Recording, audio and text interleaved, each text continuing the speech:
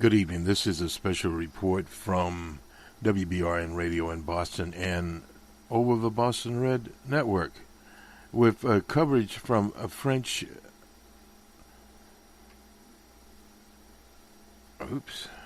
with coverage from French 24, and you will hear that live coverage there. There are times when expertise are not here with us. This is Boston Red, incidentally. The election was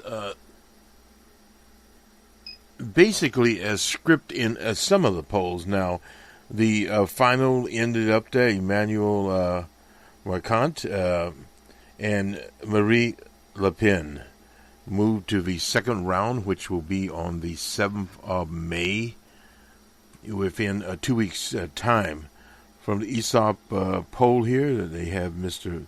Macron at 23.7% and Ms. Le Pen at 21.7%. Now, this is only the projection with 3/4 of the vote counted. Officials have put Macron at 23.23%, ahead of Le Pen and at 22.83%. And they are coming in now from the largest cities. That's where Emmanuel Macron would have more supporters. He is a candidate without a party. Very interesting situation. He is part of the en-marche. That is his movement. He has a movement.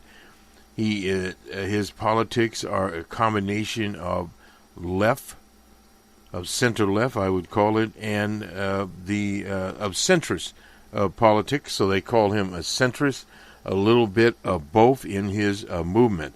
The socialists were defeated. That is the party of the president now, Mr. Hollande. Nonetheless, because of petty bickering, an important situation here, and we'll have on the Monday Morning Quarterback tomorrow morning, we'll feature an interview done by Face the Nation with Bernie Sanders. There are actually two parts there, and John Kirsch talking about basically getting together based upon common things as opiate addiction, etc., a sort of a Pollyannish situation that honestly will not happen. But what Bernie Sanders is talking about is basically the same as Emmanuel Macron. The idea of a grassroots movement, but they separate when it comes to principles. Macron is a combination of right, left, a little bit of everything thrown into the mix, whereas Bernie Sanders is talking about a progressive agenda based upon running at this time through the Democratic Party. He's been on a tour of red states and talking about electing progressive candidates. He was in Omaha, Nebraska. There they have a mayor, I don't have the name right now, but is running. She is not pro-choice, but at the same time, she has other progressive ideas. Now, in America, it is different. It's in France. You had the Socialist Party for a very long time there, and of course, you had the Conservative Party on the Sarkozy, Jacques Chirac. That was 15 years ago that Jean-Marie Le Pen,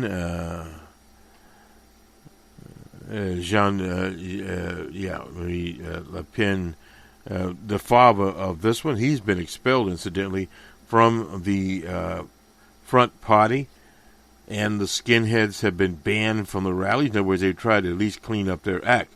Now, this is a different situation when you get into the American politics with the Donald Trump running in the right-wing Republican Party.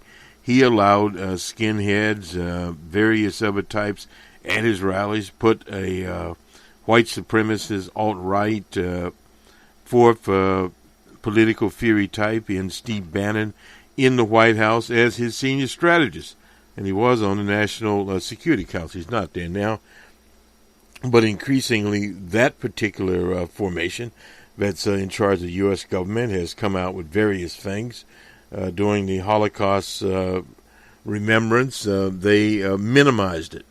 And during Passover, they came out with another situation there that brought the raft of people out. In other words, where Le Pen and her party are trying to clean up their act, at least before the public, let the skinheads be around, but not at the rallies. These people are highlighting that. And in the discussion from France 24, they will talk about the Trump campaign and how Trump came. But now Trump came with a party. He did not come as a Trump movement. It was never a Trump movement, period. And on the other side, with Bernie Sanders, the problem in American politics, you would not be able to do this running as an independent candidate. You would have to run in the U.S. as a party. He ran as a movement. This is Emmanuel Macron. He was able to do that in France under their setup. Now, it's two stages. You will have the May 7th primary, and then you have the election for delegates, the legislative part, and that is where he will have to do some work, because the other candidates in the race had parties. The favorite was Mr. Fillon. But Fillon was, by scandal, sort of like the Hillary server operation, but his was a little bit different. His wife was on the payroll there, and some of his other on the state payroll that got thousands of francs. So he was up, he was down, he was favored to win the presidency, to be the next president of France. It did not happen, and the left candidate, Jean-Luc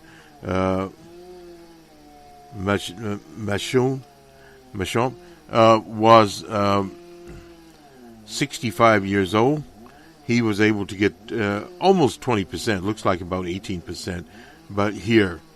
But you had a turnout of about 80%, which is high by American standards. Obviously, we don't have that in this country. But at the same time, Le Pen got 6 million votes.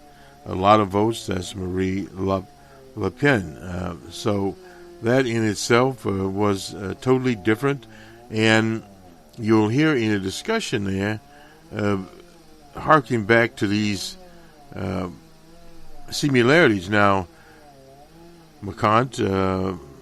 Emmanuel Macron was the economics advisor to President Hollande, and he resigned from that.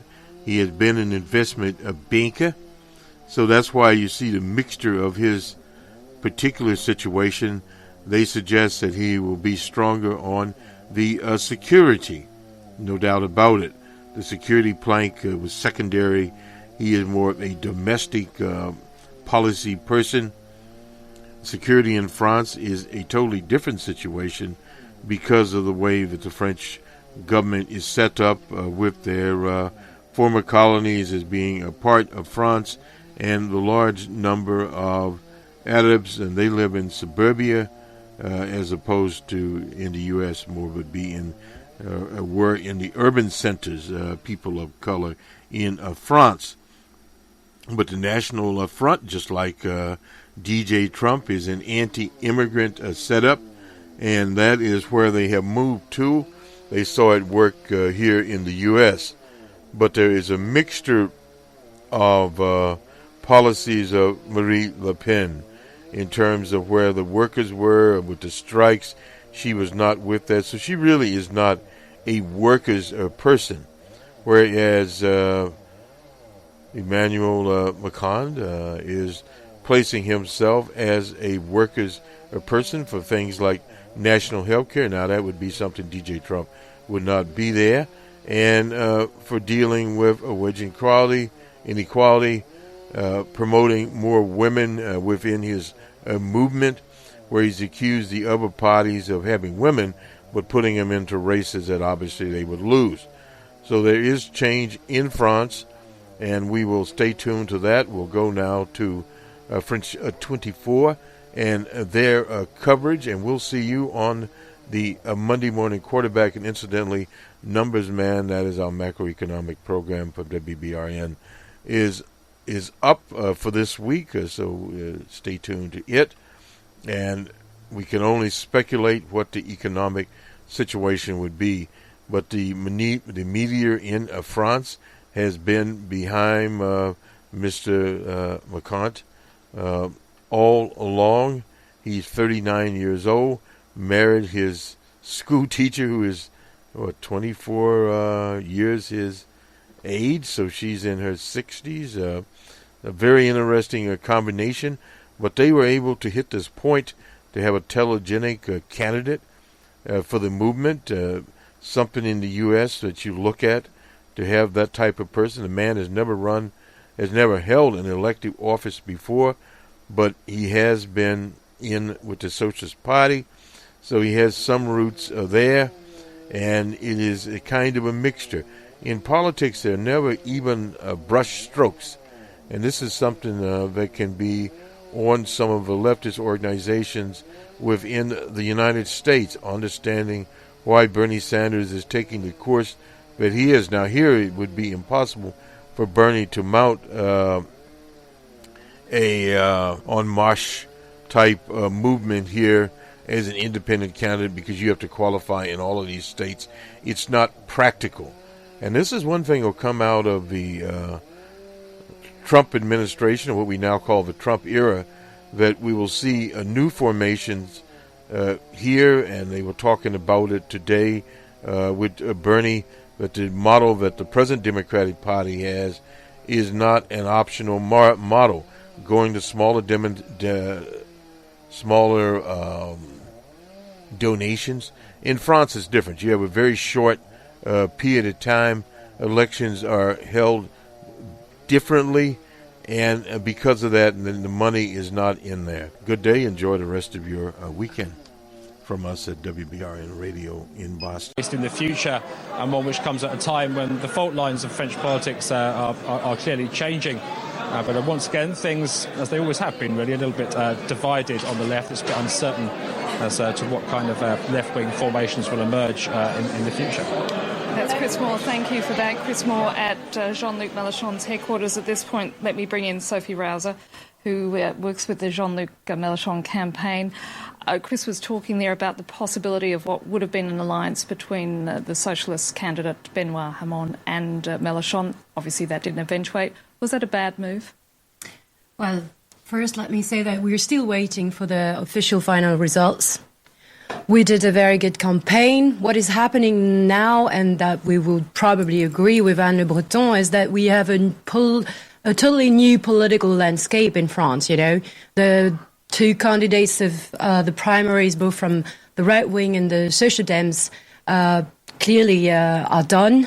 So you have now a new timing in the political spectrum going on in France. So, of course, it's a pity that we are probably, you know, just a handful away from the second turn. It's a pity that we are missing a couple of voters. And in that sense, yes, it's a pity that we didn't manage to have some kind of support in one way or the other from Benoît Hamon. But still, we are very hopeful also for the future because, you know, you have the legislative election coming up on the 11th of June. And there, you know, it's going to be pretty challenging as well for Mr. Macron to get a coherent parliamentary group when he's trying to make some kind of, you know, mix of former Républicains and former Social Democrats that will probably have some kind of ego fighting in between each other to get some kind of legislative seats. So we will see how this is going. But as it was said earlier, we are pretty optimistic because we are deeply rooted. We have a grassroots movement full of youngsters, full of female candidates up to come on the legislative scale. So we keep on. Boris, given that you're here as a representative of the Socialist Party, I mean, Jean-Luc Mélenchon might be 65 years old, but he's certainly not going away, and certainly his movement is gathering steam. What next for the left, especially given that your party was effectively decimated in this round of voting? So actually he's 65, but he said a few months ago that this was his last run. So, who knows but he's built ahead. a movement. And to be honest, I don't quite agree with Sophie here when she's with this narrative, when she's talking about how it's a total reshuffle of the political landscape. I'm not sure. First of all, it's not the end of this political era here. We had the first round of the presidential election. Remember, it's only step one of four steps, with the second round and also the 2 rounds of the general election. So we haven't seen so far a total reshuffle of the political landscape. But having said that, of course, this result is a big disappointment for the Socialist Party. But again, it's not the end of the road, definitely not for the Socialist Party. And we'll see what happens in the general election. And before that, in the second round, obviously very happy that my candidate, Benoît Hamon, called for a vote in favor of Emmanuel Macron, because in the end, what matters is to defeat the far right, and obviously never good news when the far right makes it to the second round of the election. At this point, let's just take a listen to what French Prime Minister Bernard Cazeneuve had to say earlier in the evening, he himself, of course, being a member of the Socialist Party.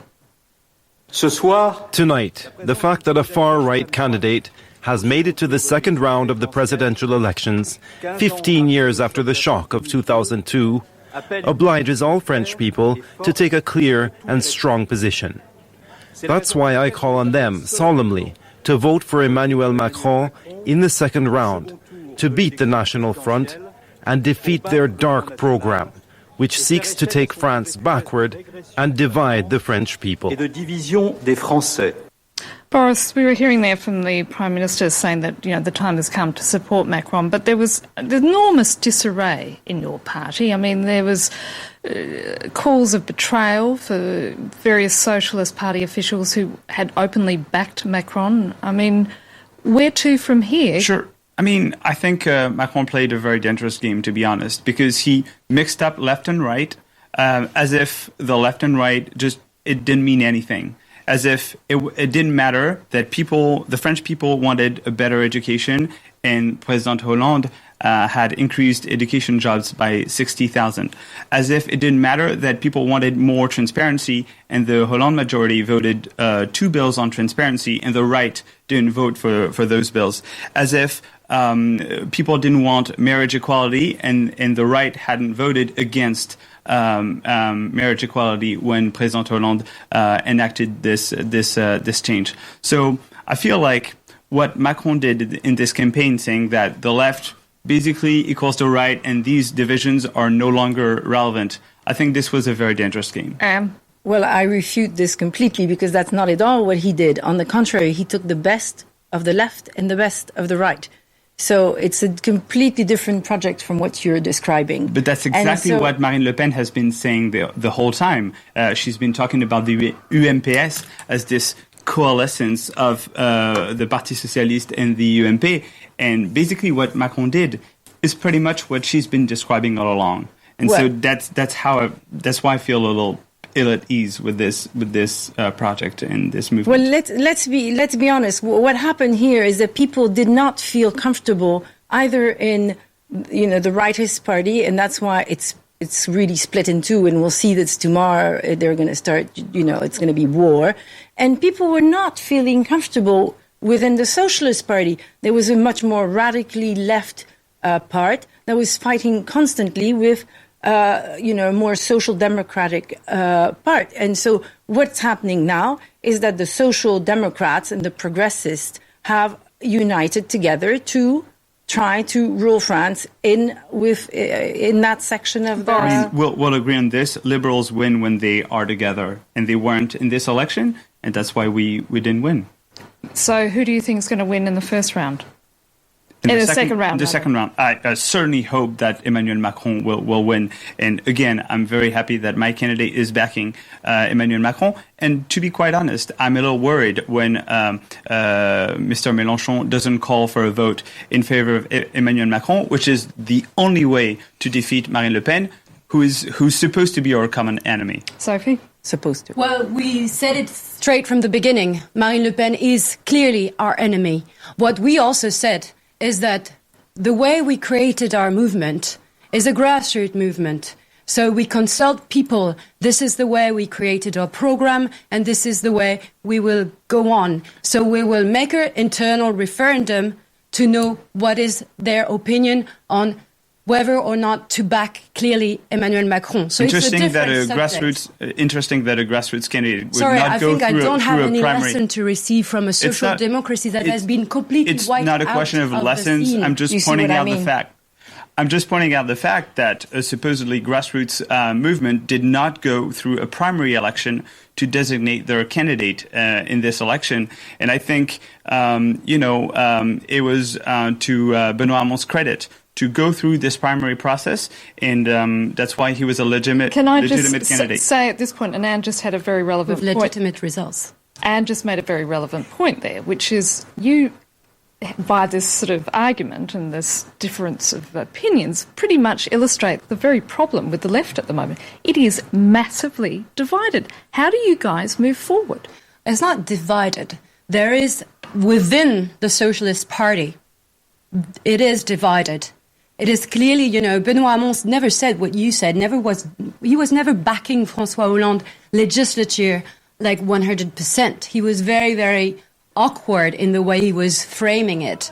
So within the Socialist Party, this is why, straight from the beginning, after Benoît Hamon was legitimately elected within the Socialist Party primary process, then he was stabbed. How many times was he stabbed in the back by his people within his very party? I mean, this is incredible.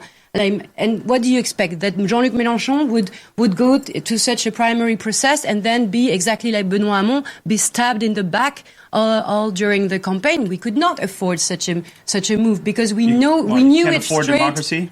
It's not a question of democracy. It's primary election have shown clearly that the legitimacy of this process is disgustable, to say the least. I mean, so you have within the social democracy family, let's say, and not only the Socialist Party, I can grant you that. But, I mean, clearly there's a divide between the people who are in favor of more neoliberalism, more free trade agreements, more of that kind of the European Union actually currently in place. And then you have people very sincere, and I can grant that to Benoît Hamon, that he was sincerely a left-wing candidate. The problem it was never Benoît Hamon, was his own party stabbing him in the back. Okay, at this point, let's take a listen to the person who I suspect is going to have to unify the left, and that being, of course, Marine Le Pen, whose acceptance speech she made earlier in the evening, and having received more than 20% of the vote, and of course is making it through to the second round. Let's just take a listen to what she had to say earlier this evening. French people must seize on this historical opportunity. The real challenge of this election is savage globalization, which puts our civilization in danger. French people have a very simple choice to make. Either we continue on this path of complete deregulation, without borders, without protection, which leads to outsourcing, unfair international competition, mass immigration, and the free movement of terrorists. In this system, money is king. Or you can choose France, borders that protect our jobs, our purchasing power, our security, and our national identity. Now, many of you around this table are supporting either the left or centre, but I'd like to take a listen to some of those who actually are supporting Marine Le Pen. Do you think she can win the second round? Of course, it's not difficult. All we need is for France to wake up a bit more. Some have already woken up. Unfortunately, not enough, but we still believe. I hope the French people understand. If in 15 days French people vote for Macron, that means they've understood nothing, and France is finished. I'm really very happy that she's going to be in the second round. And the 2 points that Emmanuel Macron is ahead by, I think Marine Le Pen will make it up and will win herself by 2 points. Minter Dial is a filmmaker and author and president of Mindset. You've been very quiet here, but it's interesting, I imagine, as a brand strategist, to look at these three people. Mm-hmm. They represent the centre or the left of the French political spectrum. There's a tough job ahead in the next 2 weeks for Macron to convince that he's the guy. He can do it, despite his youth, despite the fact that there are people on the left who are suspicious of them, there are people on the right who are extremely suspicious of him. What is he going to have to do in order to get to that point? Well, so I think he has a gift in one respect, in that he has Le Pen, who has, in my opinion, shot herself in the foot by being right in some respects and left in the other, and by being not strong in either. She will actually have a difficulty rallying everyone around her, taking Mélenchon's voters or others from the left, and applying a very far right-wing philosophy politically is not going to help her. So I think in that respect, Macron has something of a layup. The challenge for Macron isn't necessarily getting voted in a couple of weeks' time. I think that's going to be something of a shoe-in. The French population has done it before. 2002, they know how to rally round. It would have had taken Le Pen having 34% in this round and having a 30% abstention for her. If you look at how all the jockeying would go on afterwards, for her to win in round two. So that's not the problem. What I think Macron has as problem is not only his youth, he has to define a vision that is clarity and unites. And then behind that, he has to galvanize a team. And the hiccup in that team is to be able to find a team that doesn't represent everything he's been against, which is the institution. So how is he going to fabricate a government that knows how to make it work, but doesn't look like it's anchored down by people who come from the past? And I think that is going to be his challenge. And so that he's already answered those questions. He's very clearly, we're going to present 577 candidates for the legislative elections. We want to present a lot of women, like you, and we want to put them in places where they're going to win, which, unlike the old parties who always put women in places where they lost most of the time. HR. That's why we have so few women in our parliament. So that's a very strong thing for him. He's half of the candidates are going to be professional people who come from, who've never been elected, but who are professional, who are very good in one thing that they do and who know a subject. So those are going to be half of the candidates. And the other half of the candidates are going to be divided between rights, because it's very important in our party to mix the old and the new and to mix experience with novelty. There are a lot of young people, so we're also going to mix age. They're going to be very young people who are going to get elected, and that was the main point of our project. It was to renew French politics. Boris, you're shaking your head there. Yeah, I am, because I want to make 2 points very clear. First of all, on gender equality, I've been hearing this over and over again. This is thanks to the left that we have gender equality in politics in this country.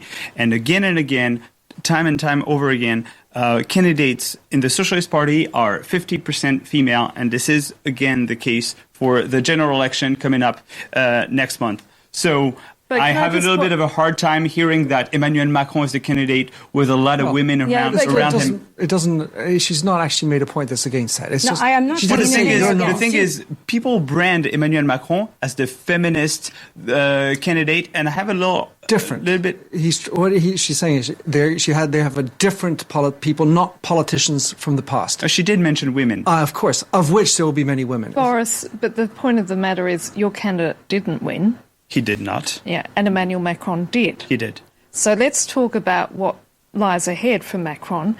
And for you as a socialist, how hard is it going to be for you to cast your vote for Emmanuel Macron 2 weeks from now? It's not going to be hard at all. Because what you said earlier, you said Marine Le Pen is unifying the left. To be quite honest, I don't think that's true at all. I think Marine Le Pen unifying against, she meant. I understand that, but I want to, of course, yes. But I want to make it clear that she's not unifying anyone. She's dividing. She's dividing France. She's dividing the French people. She is a sexist. She is a bigot. She is someone who wants to do away with the European Union. She's not unifying anyone. Okay, let's hear now from the defeated socialist candidate Benoît Hamon. The elimination of the left by the far right for the second time in 15 years is not only a heavy electoral defeat, it signifies a moral defeat for the country and for the left in particular.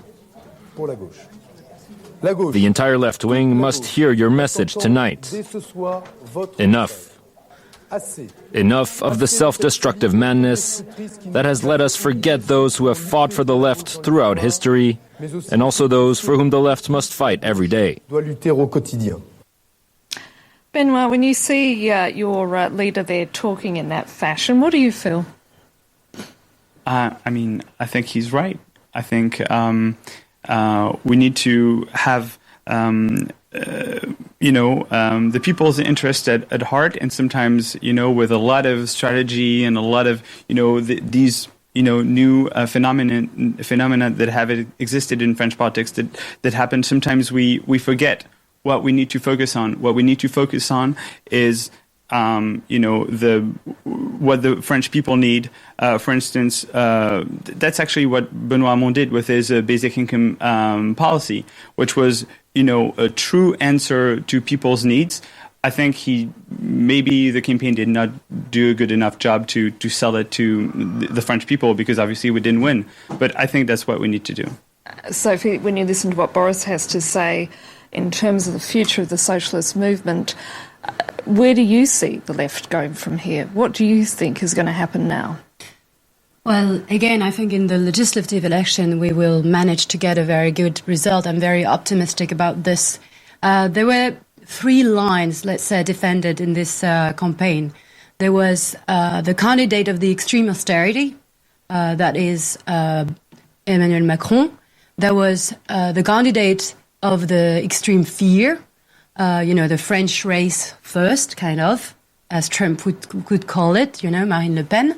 And then there was the candidate of social justice and fair international cooperation. So those 3 lines exist in France, and we will keeping going. And maybe, maybe in the end, some members of the Socialist Party will end up voting with our parliamentary group in the end on some questions, up to some votes to come in the next National Assembly. Do you think we're witnessing the death of the Socialist Party, though? Probably, but it happened in Greece with the PASOK. It's happening currently in Spain with PSOE. Yes, it's not the death of the socialist ideas or of the left. It's clearly the death of the social democracy across Europe, because that social democracy never dealt a problem within their party in terms of political line of, again, what kind of European Union they wanted. Was it a kind of free trade and all about the market and multinationals they wanted? I'm not saying it's like Benoît Hamon's case. I'm saying that it exists within Social Dems, and we clearly see it in the European Parliament, for example. It's clearly divided. There's clearly in the Social Democratic Party and in the European Parliament, there is clearly a right wing and a left wing. Until they have managed to deal their internal problem, I think it's a challenge. It's a risk for them. But we don't have this with this problematic. We keep going on with the France Insoumise movement, and we will stay open to any member who wants to join. Let me just add that the Socialist Party has been declared dead many times over its 112 years of history, and it hasn't happened yet. So, Anne? And I will disagree with your own description of yourself very much, because you have tried to put in front of everybody a very nice and soft image of yourself, but it's hiding and trying to surf on the Bernie Sanders wave. But really, Jean-Luc Mélenchon is no Bernie Sanders. He's a very irate man who can call journalists scum and has done so several times.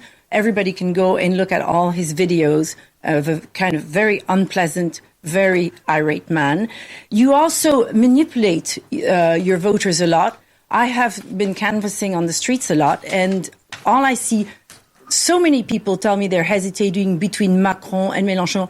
They don't know what's in your program. And when you tell them that you intend to leave Europe, most of them are very surprised and decide not to vote for you. So what happened is that Jean-Luc Mélenchon went up very, very rapidly at the end of the campaign. He was very low at the beginning of the campaign, so nobody paid any attention to the France Insoumise. So nobody was fighting them project against project.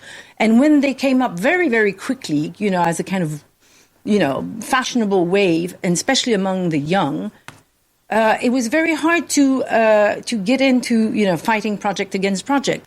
And I don't think you're going to do very well in the legislative election. We'll see. We will see. But it's surely not about a man. And you cannot say that we didn't manage a good campaign, and it's not about the program. We cannot achieve such a high result coming where we're coming from if it's not with a good program. This has been clearly demonstrated, and I mean all the media can agree that we did a very good campaigin. You did a very good campaign. Of course, it's not about insulting media. It's also about challenging some kind of mainstream media that were backing Emmanuel Macron straight from the beginning. It's kind of a democratic issue as well. And we never said we want to leave Europe. Sorry, madam, I'm in charge of your European affairs in the France Insoumise. Exactly? That we need to profoundly reform Europe if you want to save it, because it's going to a crisis. We are not saying like Emmanuel Macron that we want more of this kind of Europe. We want a different one. At this point, let's just listen to what Jean-Luc Mélenchon had to say earlier in his speech to his supporters. Médiacrates et oligarques jubilent. The media and the oligarchy are jubilant. For them, nothing is so beautiful as a final round between two candidates who both support the status quo and who show no concern for the environment or for the peril facing human civilization. Aucune prise de conscience écologique. Sophie, you just heard there from Jean-Luc Mélenchon. You were just having a rather lively discussion with Anne here, who represents the en-marche movement, but about this debate of he never said he was going to leave Europe. What is, in fact, his stance and all this? And to be honest, is he still going to be around, given, as Boris pointed out, that he's already said that he's 65 years old and this was his last campaign? We will see how it goes on and when Jean-Luc wants to retire or not, but the question for us is, and he said it clearly. I mean, I'm passing on here. I'm giving, making room for the youngsters. I'm making room for, as I said in the beginning, for new MPs, for younger MPs, for more female as well. And so yes, he's deeply aware that he needs to pass on, and this is what we created in this campaign, is also making room. So it's not just around him. If he goes... Absolutely not. Yes, of course. I mean, we have to do such a campaign. Of course, we had a good spokesperson, and we are not going to apologize for having such a good speaker. But of course, he's here also to pass on, and he will do so. And you were pointing out that there were flaws in what Jean-Luc Mélenchon was saying. But at the end of the day, he is not going through to the first round. Your candidate is. Yes, and I'm very happy that is so. So in terms of what happens now with Macron, because you've got here examples of young people who support the left, what does Macron have to do in order to get these people on board? Well, I think a lot of them are going to come very naturally, because a lot of people voted for Mélenchon because he had a good campaign, a fun campaign. And because also it happened very much at the end of the campaign, so there was kind of a buzz about it. So a lot of those the Mélenchon voters will naturally vote for us, because also a lot of them are against the extreme right. So I don't think we're going to have much problem bringing them in with us and with our project also. Because we have a project that's very much oriented towards the young and towards getting them back to work and making a more positive France. And so a lot of the Mélenchon voters will find a place in our project. Boris. Let's not be overconfident, but I was 18 in 2002 when Jean-Marie Le Pen was in the second round of the election, and I can tell you that this deeply impacted and was very traumatic for my generation. So I'm confident that a lot of youth will actually turn out and vote for Emmanuel Macron in the second round. And that's also why I'm very, very scared that Jean-Luc Mélenchon did not call for a vote for Emmanuel Macron tonight. Winter? So I have an external viewpoint. I mean, although I am a French citizenship, I think what I'd like to focus on is how we're actually going to make stuff happen. And I think nothing is really, I feel like at some level, nothing has changed since 2002. So we're going to get back to a situation where we have this person we don't want, and we're going to vote for this other person, which some people want. Other people are going to vote by default because we don't want that one. The challenge is now moving from this almost unanimous decision, hopefully, to actually making things happen. And I want to take one provocative statement, which is Trump is very much in the same ilk. I'm going to hire business people. I'm going to hire different people, not many women, but let's say I'm going to hire different people. That might be a big difference, yes. That's true, which is a bad one. And I'm going to hire different people that are not from part of the institution. But what he finds out is actually it doesn't work that way. I need to know how to make things go through. And it turns out, even with his own party, because he actually hasn't defined his program with clarity and has a value system that resonates with the entire Republican Party, he's finding it difficult not only within government in general, but within his own party to get things to happen. So what happens is that breaks down very quickly. The sort of the excitement of the initial victory breaks down as the bureaucrats who are not elected saying, I'll put a little, as they say in French, un bâton dans les roues. And then it breaks down and it doesn't actually change. But what you're describing there is a completely different situation. You're describing a president who was elected against his party's main policies. What we're describing with Emmanuel Macron is a president who's going to be elected with a group of people who agree with his policy. Well, so if I may, so I'm not saying that Trump and Macron are the same person. What I'm trying to look at are the lessons you can learn and adapt to the French situation. Because yes, he didn't have, en-marche didn't exist a year ago. So of course, I'm not saying he's the Republican or the Democrat. It's not comparable on that level.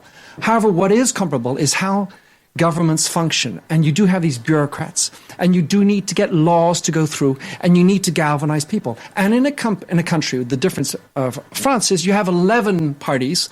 And they have to get together. And they have to, fighting within the party, without the party, and then making things happen on the field in such a way that real change happens. That's the problem. But that's also why we said very clearly that we're not going to have a party with 100% of new.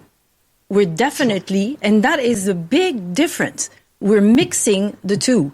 And because we need the experience of people who have been elected, of people who have been MPs, and we have people who are now a member of parliament from the left, from the right, who are with us. And just like so Trump, we have experience and new. I agree. Trump is coming back, and he's finding out that he needs more of the old than the new.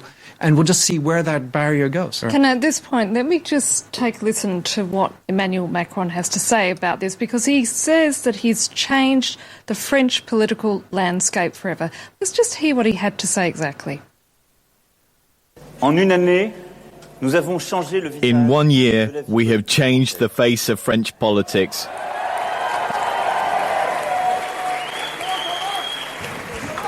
The deep, organic feeling that has always carried our people, their investment in the nation, the energy they have shown to support the collective interest, bypassing personal divisions, that is what won tonight.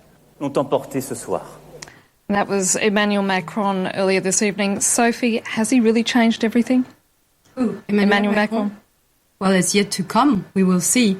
I mean, don't forget, contrary to I understand your description, but it's also true that the French regime is pretty much presidential. So it's not a proportional election that we are going to see in the legislative. So this kind of can make it a bit more difficult as well for Emmanuel Macron. You know, it's not like as simple as you get a president and you get the correspondent majority, especially when you're pretty much a beginner, let's say, at this level. At this point, I'd like to ask Anne a question related to what Minter just said. When he started En Marche, Emmanuel Macron was very clear that it was not a political party. But the thing is, it's a political organization with candidates, actually only 14 at this point, with supposedly a political platform. So what exactly is the difference between En Marche and a political party? Well, I think we're definitely going into what's becoming a political party. We were a movement, a grassroots movement, because we also we really started from nothing, unlike you. We really started from nothing in a year. And of course, everything is getting organized now and structured. And it's very well structured. And you'll see we'll have a majority in the election, I'm sure. Minter, Anne's just pointing out that he is dealing with realpolitik in a way, that he's taking some of the existing, infrastructure and merging it with the new, so to speak. But having said that, how much is he going to be able to change if indeed he does win the presidency? Because the reality of governing a country is very different from being on the campaign trail. Yeah, and I mean, let's say that, take my reference with Trump, he's found out it's very difficult without the experience. I think what has to happen is that he has to do some serious, hard decisions within the first 100 days. And that means that there'll be reactions, as we love to do in France. And he has to have the ability, even though there's reactions on the street, because if he really wants to make the economy different, he has to break down a lot of old acquired thoughts and things that we've been given, as we say in French, les acquis. He already said he would break down labor laws with executive orders, which is actually kind of worrisome. There are, of course, going to be parallels with, let's say, the Trump... This is why you were supporting him straight from the beginning, or...? I was not supporting him straight from the beginning. I'm supporting him because he's up against Marine Le Pen, and she's the worst threat that exists to this country. So in a way, Marine Le Pen is unifying, in terms of what are you going to do, Sophie, 2 weeks from surely, now? as I said in the beginning, surely we are not going to support... We are not going to support a xenophobic agenda, so that's for sure. And as we said already also, this is a grassroots movement, and this is the very reason why we are going to consult our members. We have more than around 440,000 members now, so pretty much, it's going to stay a movement, contrary to maybe what you stated for Emmanuel Macron earlier. I mean, it's never going to be a party, because we want to keep that structure of involving citizens all the time. So yes, we will have that internal consultation. This is the technical thing, very easy to manage on our platform online, and then we can have a result within a couple of it's a matter of 1 or 2 days. And then what happens? And then we have an official result, and we announce the official result. If they say Marine Le Pen is not a threat? They will never say Marine Le Pen. Okay, so then why not call for support for Emmanuel Macron right now then? We believe in people's collective intelligence. We also do. That's why we went through a primary process, which you rejected. Yes, for not being stabbed by Manuel Valls and your friends. You see that the left is going to still have a problem, and that's going to go on for a long time. And meanwhile, we're not gathering the left. We did a campaign to gather the French citizens, not the left. This is also a difference, and this is why we couldn't, feel ourselves being in a primary of the so-called left with people we consider right. So we stayed out of this. What you're not saying is how scared a lot of French people were of you. You're not saying that you're in the conspiracy theory, that you're... Are we in the conspiracy theory? Yes. Did we deny the 9/11? No, maybe not all of that, but in a lot of other things. Which things? You're not saying in front. Name it. No, I'm not going to go into details. You're not saying lying. You're clearly lying. No, I'm not lying. How can you accuse us of being complotist? Well, okay. Really, at this point, let's talk about the right unifying the left, but more importantly, let's talk about somebody who has indeed said that he is calling on his supporters to vote for Emmanuel Macron, and that is the candidate for the Conservative Party, the Republican, François Fillon, having delivered his concession speech after failing to reach the second round of voting. It's a result that few would have predicted 5 months ago when he won the primary for the party. But the intervening months have seen irreparable damage to his credibility thanks to a series of allegations involving his wife being employed along with other members of his family by himself, and as a result, a precipitous fall. Brian Quinn has the story. Just 3 months ago, he was the future president of France. Sunday night, François Fillon took the podium to address his supporters and admit defeat. Despite all my efforts, despite my determination, I haven't managed to convince you. The obstacles put in my way were too many, too cruel. The moment has come. The truth of this election will be written. For now, I accept my responsibilities. In November, Fillon came from behind to win the country's conservative primary against favorite Alain Juppé and former president Nicolas Sarkozy. His argument that against two rivals with compromising legal troubles in their pasts, he was the candidate who was irreproachable. Then scandal.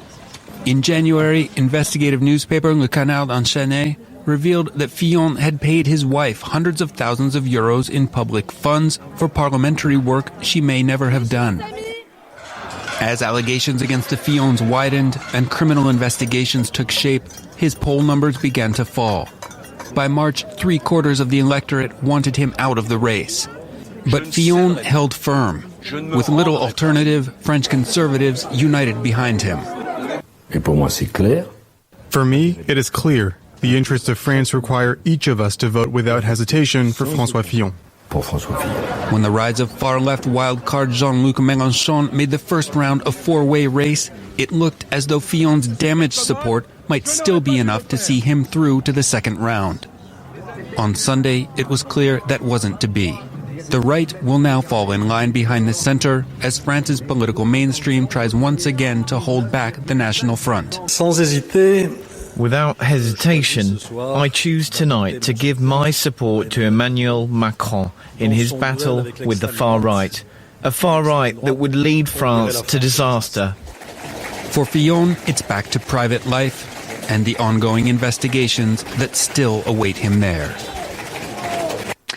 And that was François Fillon, who earlier this evening asked his supporters to pledge their support for the centrist candidate Emmanuel Macron. Now, as it turns out, here with me are three people from the centre and left shade of the political spectrum, along with Minter Dial, who's a brand strategist. I want to start off with Sophie, who was an advisor or is an advisor on European issues for Jean-Luc Mélenchon's campaign. You there were having a rather lively discussion with Boris Jamais Fournier from the Socialist Party, yet again revealing the divisions in the left. You now have a critical point in the country's political history. You have Marine Le Pen going through to the first round. How is the left going to combat Marine Le Pen? That we can challenge together while sitting in the National Assembly, for example. I mean, both on even, not only Marine Le Pen's project, but also the vision Emmanuel Macron has in terms of economy. For example, if you remember well, in terms of when we had the loi El Khomri, Marine Le Pen was very, very, to say the least, not very clear on what she was wanting, like she pretends she defends workers, but she was against the demonstrations. It was she was agreeing with some parts of the legislation, something totally not understandable for most people. So I think we will agree on the fact that we need to defend workers. We don't want a society that was that would be all about Uber world for all. on these subjects, I think we can clearly, work together, and the future will show this. Boris? For us, Emmanuel Macron is a candidate who's attached to the core values of the French Republic, liberté, égalité, fraternité. He's a candidate who's not afraid of the outside, and that's very important.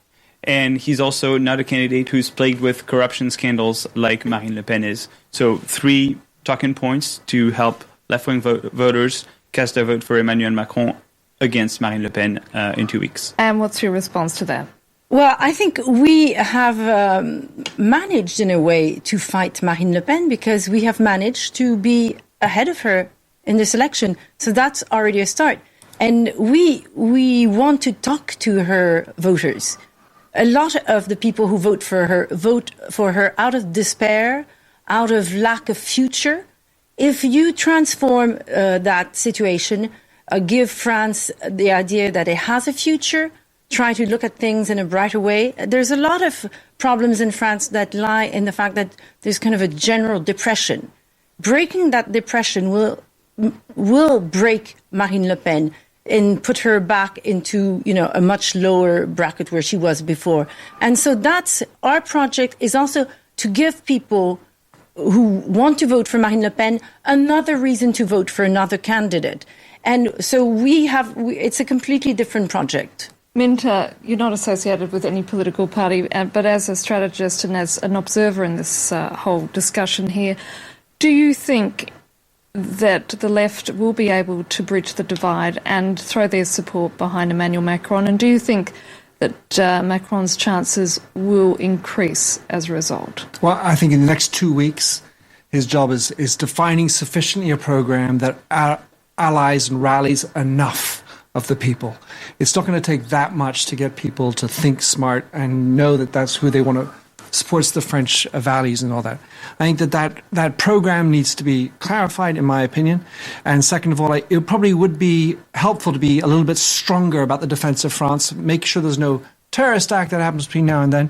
And then the second thing is, and really the most important thing is, make sure that more people vote. If tensions are higher, then the risks of a slightly closer battle, it happens. So everybody needs to support people to vote. Get everybody out, the young, the old, every vote counts kind of feeling. And then by definition, without doubt, he passes. Okay, at that point I want to thank my guests for what's been a very lively discussion at the end of a rather long night for all of us here at France 24. Let me thank Sophie Rauser, Advisor for European Issues with Jean-Luc Mélenchon's campaign, Minta Dial, filmmaker and author, Boris Chamet-Fournier, a Deputy National Delegate for Digital Strategy and a member of the Socialist Party, and Anne Le Breton, who's got a very busy few weeks ahead of her because not only when she's not been the Deputy Mayor of the 4th arrondissement here in Paris, is a supporter of Emmanuel Macron and no doubt will be working with his team to see that he makes it through to become the country's next president. But of course, just reminding those who have just joined us, maybe you have, and don't know that it is indeed going to be centrist candidate Emmanuel Macron who will face off Marine Le Pen of the National Front in the second round on May 7th. First official estimates back at 8 p.m. Earlier this evening showed that Macron had obtained 23.9%, with Le Pen getting 21.7%. However, again, we're still waiting for full results from the Interior Ministry, who did release earlier in the evening partial results with 20 million votes showing that Le Pen is on 24.38% and Macron on 22.19%. Having said that, we're still waiting to hear for the official final results. That's it from this team. Thank you so much.